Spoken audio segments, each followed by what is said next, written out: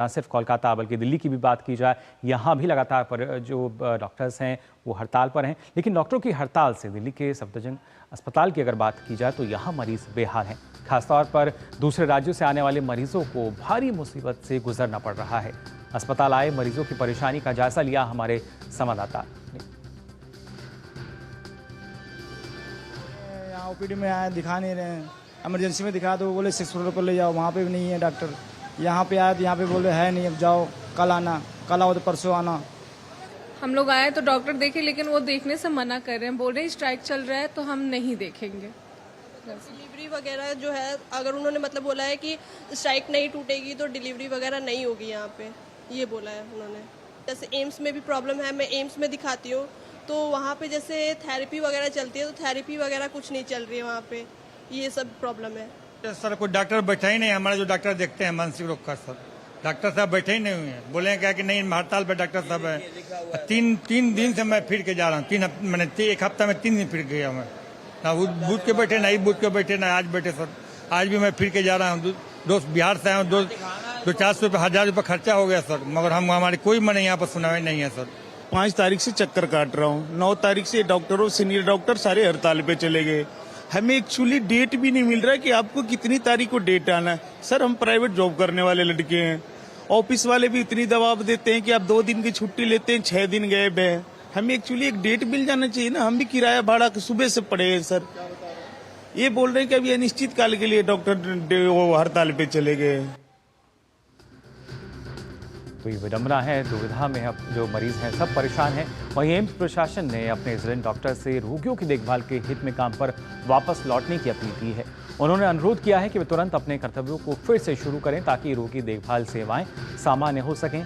साथ ही भारत सरकार स्वास्थ्य पेशेवरों की सुरक्षा के लिए स्पष्ट रूप से प्रतिबद्ध है। वहीं माननीय सर्वोच्च न्यायालय ने स्वास्थ्य पेशेवरों की सुरक्षा सुनिश्चित करने के लिए सकारात्मक कार्रवाई का आश्वासन भी दिया है। तो सीधे तौर पर लगातार अब आपको हम इस पूरे मामले की जानकारी दे रहे हैं, किस तरीके से हर जगह विरोध प्रदर्शन। लेकिन अब स्थिति ये है, डॉक्टर्स की हड़ताल के चलते जो मरीज हैं वो बेहाल हो रहे हैं। हमारे संवाददाता नितेंद्र फिलहाल मेरे साथ जुड़ चुके हैं। नितेंद्र, क्या स्थिति है? क्योंकि जो मरीज थे उनकी आप बीती तो हमने सुनी, लेकिन जाहिर तौर पर ना जाने कितने ही और मरीज होंगे जो कि दूर दराज इलाकों से आते होंगे, लेकिन डॉक्टर जो कि अभी भी स्ट्राइक पर ही आमादा है। देखिए मुकुल, जिस तरीके से लोग बोल रहे थे उनका दर्द है ये, और ये दर्द सिर्फ 4-5 लोगों का नहीं है। हम जानते हैं कि एम्स में हर दिन कम से कम 12,000 लोग ओपीडी में दिखाने आते हैं। ठीक, मैं इस वक्त सफदरजंग अस्पताल में हूँ। सफदरजंग में भी 10,000 से लेकर के 12,000 लोग ओपीडी में हर दिन दिखाने आते हैं। और पूरे अगर दिल्ली की बात करें तो करीब से कम 50-60 हज़ार लोग हर दिन ओपीडी में दिखाने आते हैं। और आप देखिए कि इस वक्त सन्नाटा है।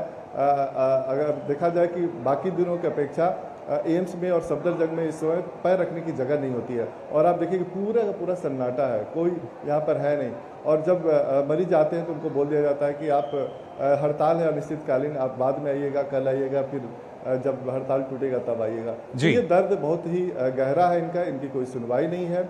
सिर्फ फैकल्टी बैठ रहे हैं, फैकल्टी भी कम संख्या में होते हैं और इस वजह से जो मरीजों का दबाव बढ़ता जा रहा है। अगर एम्स की रिपोर्ट की बात करें, कल जो हम लोगों से साझा किया गया था कि जो सर्जरी है वो 85% की गिरावट आई है। अगर आप सोचिए कि अकेले एम्स में सर्जरी में 85% की गिरावट आई है, यानी उसमें कई गंभीर मरीज होते हैं जिनकी जान जा सकती है। ओपीडी में 50% से ज्यादा गिरावट दर्ज की गई है। तो सीधे सीधे आधी से भी कम संख्या में मरीज को देखा जा रहा है। और ये हालात बहुत ही एक तरह से दयनीय भी है और बहुत ही सोचने पर मजबूर करता है कि आखिर मरीज जाए तो जाए कहाँ। और पूरे देश की लगभग यही स्थिति है, जब ओपीडी में डॉक्टर बैठ नहीं रहे हैं, रेजिडेंट डॉक्टर बैठ नहीं रहे हैं और सर्जरी नहीं हो रही है। तो जी बिल्कुल नितिन, लेकिन सुप्रीम कोर्ट ने भी इस बात का जिक्र किया था कि जो डॉक्टर्स हैं वो अपने काम पर वापस लौटें। और आज एम्स हॉस्पिटल की अगर बात की जाए तो वहाँ से रेजिडेंट डॉक्टर्स को भी ये लगातार कहा गया है कि आप अपने जो कर्तव्य है उसको निभाइए, अपने काम पर वापस आएँ, जिससे जो मरीज़ हैं उनको उनकी जो परेशानी लगातार चल रही है इतने दिनों से वो खत्म हो सके।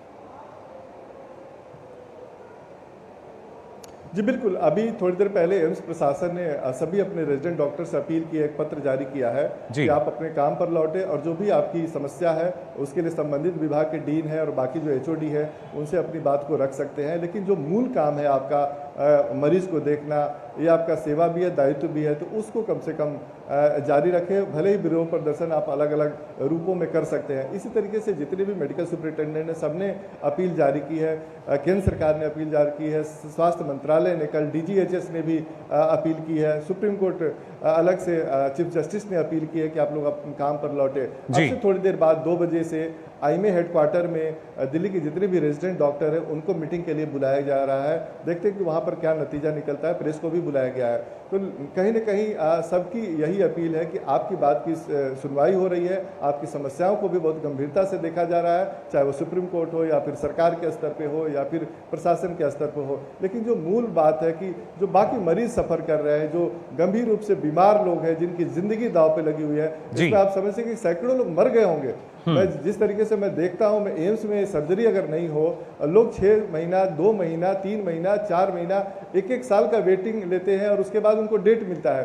अभी 2 मरीज बोल रहे थे कि हम बिहार से आए हैं, इतना भाड़ा खर्च करके आए हैं और हमें OPD में डॉक्टर कह रहे हैं कि नहीं, आप हड़ताल की वजह से हम नहीं दे सकते। तो ये स्थिति बहुत ही गंभीर है। इनकी भी बात को सुनी जाए, मरीजों का भी हाल देखना बहुत ज़रूरी है और ये समस्या काफ़ी विकराल होती जा रही है जैसे जैसे अगर ये हड़ताल आगे बढ़ता जाएगा। जी बिल्कुल, लगातार जो समस्या है वो विकराल रूप ले रही है और कहीं ना कहीं इस हड़ताल के चलते जो मरीज हैं बेहाल हो रहे हैं। फिलहाल बहुत बहुत शुक्रिया आपका नितेंद्र हमारे साथ जुड़ने के लिए। तो हमारे संवाददाता नितेंद्र सफदरजंग अस्पताल में मौजूद थे, बता रहे थे किस तरीके